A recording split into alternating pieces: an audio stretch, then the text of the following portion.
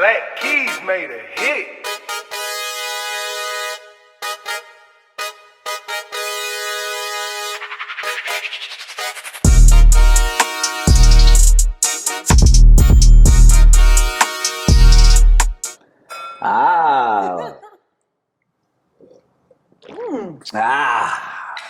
Welcome back. Hi, I'm Afi. And I'm Slim. And we are the Franks. And welcome to another episode of Let's Be Frank, where we will walk you through our financial journey. But hey, wait a second. Before we get into this money talk, though, I got to bring this up. I got to bring it up. So I know y'all see a sweatshirt and a shirt. Let me shout out Southern University, them Jaguars. Boy, they played in the 50th annual Bayou Classic, and who you think won the game? Them Jaguars, man. Yeah, we won. We pulled it out, and guess what? We didn't even have no coach. Fired our coach mid-season, but guess what? We still got that thing done. So all you Grambling fans in the comments, I get it. Hey, this our year. Let me have my moment. Y'all lost. This our year. So we'll see you next year. So you got anything to say about that, dude? I have nothing to say. I did not go to Southern, but in support of my husband and his alma mater, I decided to go ahead and wear the shirt. So. I appreciate you, dear. Yeah. Now, so let's go ahead and give us a little recap. So I know we kind of discussed, we kind of jumped around last week. So we're going to kind of tidy it up for everybody this week. Give us a recap of what we kind of spoke on last episode. Yeah, so we talked about our purpose in doing and sharing with you all kind of our journey. And so our purpose really is so that we can be open and honest about our financial journey. And we hope that you are going to be honest as well. And when I say honest, I mean, one way that we can always see what you're feeling and what you're thinking is to make sure that you add your comments in the comment section there, like us, right? And then subscribe to this channel as well. So we talked about, being honest, right? We also want to talk about the basic understanding of basic money management, right? So money management, and what is money management? So money management refers to the processes of budgeting. That's talking in advance. Savings. So saving is having a plan to live within your means.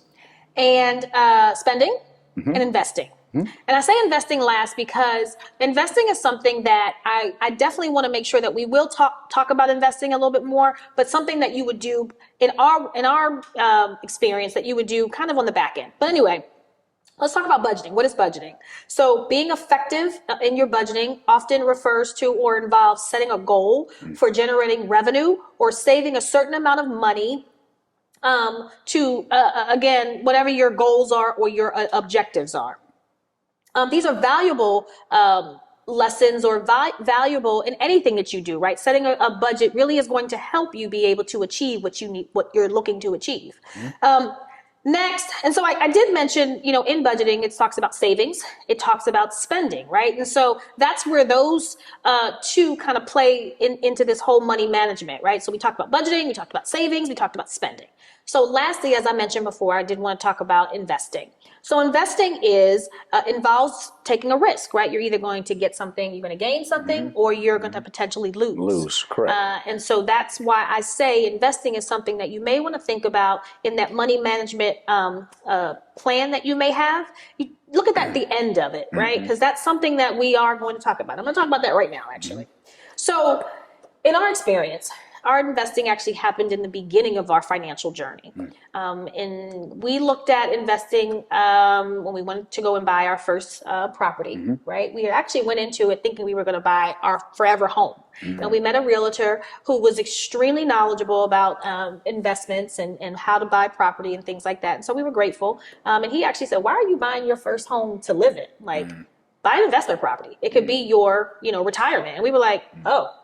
So not a single family, but an investment property. Well, an investment property, right? And so we were like, okay. So then because at first we were thinking about buying a single family house. And we even asked the question, well, do we buy a single family house as an investment? And he was like, no, you buy multi-units, or you buy something that is, has many units within it, so that you can then gain a profit. Cash flow at the end of every month, right? So we did that. We went ahead and we did that as our first investment, and it was a great investment. We actually went into something that was very profitable. In the beginning of it, we actually were able to profit from that investment. Got lucky. We did. And then soon after, we purchased another rental. It was a 4-unit, and not so lucky. Not so lucky. We actually bought what we would consider to be a lemon. You know how you buy a car and it's a lemon, it sucks the money out. Every time you turn around, you put money into it. That's what this house was, right? We bought this house sight unseen. What does that mean? We bought it, we didn't see it. We allowed our realtor who we trusted. Remember, he purchased the first one for us, right? And so we're like, okay, this is going to work. We thought it was going to be a great investment. So, which is one of the things that motivated me to get into real estate too. Because at the time I wasn't licensed. And so I was kind of looking at everything that we had gone through. I was like, there's no way we should be purchasing this property, but continue. Correct. So, I guess we can share with you kind of some of the pitfalls that we had with that second property, because again, the first one was great. We really didn't have, sometimes we had some tenants in that first property that weren't the best. Didn't have a lot of, not paying their rent or anything like that. So we really had a great experience. So why would we not buy a second property? Right. What gave us the sign of not buying it? This is easy. Right. This is easy. This is a slam dunk. Right. We doing a thing. So when we bought the second one, we thought the same thing. Well, little did we know. Buying something sight unseen really does not have its benefits, especially if you're small, kind of mom and pop, if you will, starting this thing out, didn't have a lot of education on any of this. We were doing something like what investors do, right? They have money to throw away. Right. We didn't have that. Acting like investors. Investors, right? And guess what? We didn't even have our budgeting in place, right? So that plays a part into what I'm about to say. So we go into this lemon that we buy. We have 4 units. At the time, only 2 of them were rented. We had to remodel 2 of the units. And what does that mean? Exactly. That means money that has to be spent. You got to spend money, right? That we didn't really have.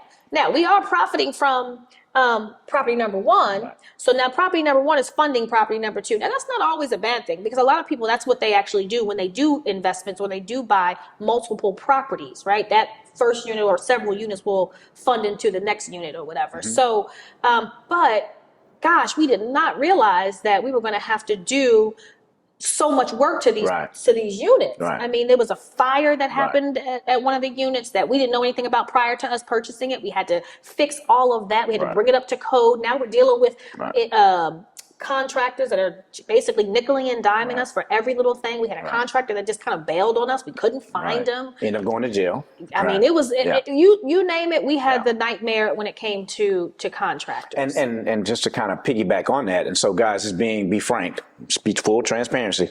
I think I only made $50,000 a year when we bought the first investment property. And it was a gamble. Like, we had no idea what we were doing. I didn't have really any money saved in the bank. So what do we have to do? Now we got to go lean on family, friends to get the money to put down to purchase this investment. And so again, I mean, all the things that Afi is saying is, it's like, if you don't have the basics of money management, just kind of at the forefront of your thinking, you're going to make some mistakes along the way. And so luckily, the first property that we purchased, it was cash flowing, but we don't see any of those profits, because why? Property number 2 is sucking us dry, right? And so, everybody loves to walk around and say, oh, well, I'm cash flowing. But you're not understanding that, well, if I'm throwing this money to pay for a carpet, or I got to repaint because my tenants was smoking or had pets in the property, now I got to cover up urine and all this kind of stuff. This unit is no longer profitable. Only thing we're doing now is just carrying it, because we got a write-off, right? But that's why we avoid investing first. And so there's been a lot of back and forth over the years between, your Grant Cardones, your Dave Ramseys, your Susie Armans, they'll say, oh, well, you should be, but you can't afford not to invest. Well, we completely disagree with that, because having walked through this journey ourselves and gone through all these pitfalls, as Afi just said, we don't have the luxury of taking a $50,000 hit. And so you'll get into some of these creative financing deals where, if you do a fixer-upper, if you don't get that property off of you in 30 days, now you got this huge balloon payment. But again, we don't want to go into too much talking about real estate, but it speaks to what she's saying of, if you don't have an understanding of what your personal finances are, you are going to take a leap of, I don't even want to call it faith. You're just leaping into the dark, because you don't understand how your finances, you can be burned, and it can be detrimental to you guys being able to afford that next property when you do have the income. So if we had all the things I just mentioned, if we had the basic money management in place, if we budgeted, knowing what our goals are, telling our money where to go, right? The usage of our capital, we probably wouldn't have had the pitfall that we, even if we bought a lemon, right? Because the lemon, we could have turned it into a lemonade. Lemonade, Yeah. right? But we just didn't have it. We did not go into this thing with the education obviously that we do now, because we have had so many pitfalls. And so we just want to make sure that we are being very clear about, just again, this is our experience. We're not saying not to invest, because we do understand that investment is not just real estate. Right. Investment also has to do with stocks and bonds and things like that. And so that we are not, Right. we don't have that much experience in doing that. So we're not really referring to that as far as investment. So Right. just wanted to share that with you, kind of talking about our purpose, how those four pivotal key points or phrases that I mentioned again. So I'll say it again. It's budgeting, it's saving, it's spending, and then investing. Okay, so and I just kind of want to, piggyback on that, so I know last week we talked a bit about, connecting the audience to your money, to your finances. So we think it's extremely important to make sure that you guys are understanding why are we doing this, right? And so we always want to keep these goals in mind. And so kind of what we talked about last week, we want to make sure that we are continuing to connect you as an audience to your money. And so when I say that, for me, it kind of comes up. I remember being a kid, asking, some aunts and uncles, well, how much money you make doing this? And so maybe this is a black community thing. I don't know how some of the other ethnic groups, if you guys are talking about money on a consistent basis, but for us as African Americans, it was always taboo to talk about money, always rude. You don't ask somebody how much money they make, right? And so you walk around again with these messages of, I'm drowning in silence. And when somebody could simply tell me, oh, well, this particular job or field pays X, right? And so for me as a kid, that's information that I would want to have, because, I don't want to go and major in, sociology. No shade to sociology majors out there, but, if I'm majoring in sociology, you're only going to make this. Nobody's telling me that, well, if you're majoring in sociology, chances are you're going to have to go back to school and get a master's in social work or psychology or psychiatry, whatever, if you want to make some money, right? So that's the first thing. How do we connect you to your money in a way where you feel comfortable talking to us and being honest in the comments or with your neighbors or whoever about where you currently stand in your finances, right? So that's goal number one. So goal number two, be willing to talk about your money on a consistent basis. Kind of shadows number one. So three, know the basics of money management, kind of what Afi was alluding to. And four, we want to plant seeds of financial behavioral change, right? And so these last few weeks, we've been kind of doing some research, and we came across this individual named Rita Wolfson, right? And so Rita Wolfson, she owns what we refer to as the Wolfson cycle of financial illiteracy. And I thought that was very interesting, because what she says is, I want to read this little piece for you guys. So it says, financial circumstances are determined by a person's relationship with money and the way he or she handles himself. Those relationships drive financial behavior, which is earning, spending, sharing, and borrowing funds, right? But then she goes on to say, it's 5 cycles, right? So you guys may want to write this down. So the first cycle, and this struck me to my core because it made me think about, my mom, my dad, my aunts and uncles, or how I was raised around money. And so that first cycle it says financial illiterate adults raise illiterate children. And that kind of hit me to my core, right? Kind of what we talked about, on the first episode. Well, I can recall an event, right? And again, this channel is about being frank. So I have to be honest and transparent. And I'm hoping that you guys will be able to do the same, as you kind of continue to walk through your own journey. So I can remember first moving to the state of California. So for those of you that know me, so I moved from Louisiana to California because just like everybody else, we was pursuing a dream, right? And so I wanted to be this professional dancer, had all these aspirations of doing choreography, some of the names that we currently see on television, right? And so when I first got out there, I got into a situation where I think I had a fender bender. Somebody hit me from the back in my car. I went to go get my car fixed. Well, I think the car was like $2,500 to get fixed. Well, I needed to put it on my credit card. Well, at the time, I went to go charge my credit card to know that my car was maxed out. Not only was it maxed out, but I was months behind on this payment. So I'm like, wait a second, I don't even use this credit card. So where's this money coming from? Right. So long story short, my mother opened up a credit card in my name and was just swiping crazy. I knew nothing about this, right? So can you imagine the amount of rage that I had being in a brand new state? I have no family there. And I'm out here trying to pursue a dream, getting around to go to these different auditions, need to get my car fixed, and I can't now because I now realize that I have a credit card that's not only maxed out, but it's several months and it behind in advance. You know what I mean? So Afi, what is it? Does that kind of resonate with you a little bit? You know, financial literate adults raising financially illiterate children. So my mom, in a sense, because she didn't understand finances and had no clue how to kind of manage money, she already had several credit cards, right? She's not knowing, well, let me pay off these credit cards that I have before I open up another one, in not only in my name, but you open it up in your son's name, right? That I knew nothing about. So does that kind of speak to? So I think that, you know, really what we're talking about is just not understanding how credit affects our credit worthiness is what we want to call that, right? How worthy are you to be able to obtain a line of credit, right? And if no one is giving anyone the education that you got to pay your bill on time, right? This is how the creditor looks at it. If you are paying down the overall, if you're only just paying the minimum payment, okay, well, you can maintain a credit line, but are you going to build credit, right? And so that is something that I think that what you're touching on is that was something that wasn't either maybe shared with your mom, right? And then it didn't get passed down to you. But what you knew is, all you knew is you were in California and you were like, I need to have something to pay for my car, right?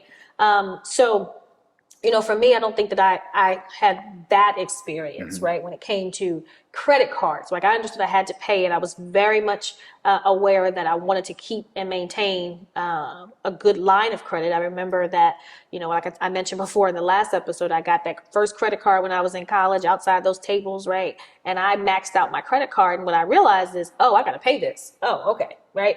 Not that I didn't know that I had to pay it, but I was like, okay, but I maxed it out. So how did that, you know, transpire later on in life when having to like get an apartment and get an apartment in my name? Because I lived, you know, I didn't have a car until I was much older because I didn't need a car based on where I lived. I was in New York City. So anyway, getting a credit card and how did that affect me? I had to learn that really quickly. So anyway, I think that would be kind of what would resonate with me when it comes to credit and that sort of thing. Okay. So again, that's the adults to children, right? So illiterate adults raising financially illiterate children. And so before I get to two, just keep in mind, guys, I know the word illiterate obviously carries a negative connotation, right? But I want you guys to be open, just think about, you know, how that may have impacted you. What messages, again, that your family members or a close relative maybe did or didn't do that has impacted your financial, you know, where you're at right now, how you see money, right? So number two to this, financially illiterate children grow into the next generation of financially illiterate adults. So that kind of speaks to what we just talked about with the first one, right? Number three of that is financial stress and problems escalate. 4, without help or intervention, nothing changes. That's common sense, right? We can't keep doing the same thing over and over expecting different results, right? And so closing out that cycle, the cycle of financial illiteracy continues. So if there's no one intervening on your behalf or your life or having these tough conversations, right? Because, you know, a lot of us, we will walk around as if, you know, now we look good, we Gucci down, we got Louis on, we got the handbag, ain't nothing in that handbag. You know, the bag costs more than, you know, the wallet, you know what I'm saying? Well, what's in the wallet, right? But we just want to be able to make sure you guys are getting the basics of what we're trying to teach here, right? And so we will have to use, unfortunately, you know, or maybe not, you know, terms like illiterate because it kind of speaks to our generation. And that's the case. And that's not to throw shade, but there are a lot of things that we are illiterate about. You know what I mean? In our marriage, for example, there were certain things that I didn't know as a man because I didn't have that experience as a kid growing up. I didn't have that experience of my father, my mom and dad, you know, still living under the same roof and how to treat a woman, how to be emotional, you know, enough when she needed me to be emotional. So there's a lot of things that I'm still learning as a man, how to be married to this woman, right? You know, so I'm illiterate in a lot of things. So I'm saying all that to say, silly, I'm saying all that to say, don't be so offended if you are out there, you know, by me using the word illiterate. So again, I'm reading things that have been researched, language that's already out here in the universe. So I don't want you to think these are Slim's words and I'm just being mean or cruel, but this is information that's already been being used. So, and again, I just want to kind of introduce you to this financial cycle of illiteracy and how, you know, adults that don't learn basic financial principles, we teach that to our kids, and these kids grow up to be, again, those illiterate adults. Okay. So we always want to make sure that we give you kind of some things to follow, because we're going to share with you our journey. We're going to share with you kind of our journey starting in December of 2018, right? We're going to talk about that, and we're going to continue to go year by year, step by step of what we've experienced. But we do want to make sure that you understand we will be throwing in some of those very, key statistical data, things that we have researched, people that we have followed, right, to help us along this way to understand kind of what we have experienced, how we can do a little bit better. And so I hope that that's going to be helpful for you all. And again, if you have questions, if you have comments, we want you to add those comments into the chat there. We want you to like us. We want you to subscribe. And so as we continue this, you'll see the next steps that we have to share with you all. So thank you so much for joining and tuning in today. Did you have anything else you want to close out with, Slim? Well, I just want to close out and say, hey, I think we've kind of now brought you guys from, before we kind of got this knowledge about where we're at in our journey, we kind of talked about the properties that the bad investments we made, you know what I mean? So now we are now ready to walk you through December 2018. Yep. So on the next podcast, next episode, we will be going in through a detailed budget and layout of what we were spending, why we were spending it, some of the shock values that we kind of came across, some of the things that us start butting heads. About like why we at Victoria's Secrets and wasn't at Victoria. It was Amazon. Well, it was whatever Amazon. it was, Amazon, Victoria's Secrets, all this stuff. And it so was never Victoria. we're gonna start walking you guys through that in 2018. So we're definitely looking forward to you guys taking this journey with us in 2018 for the 2018 cycle. Thank y'all. Thank you. See you on the next episode. Peace. Hey, how are you? This is Afi. Make sure you subscribe right here.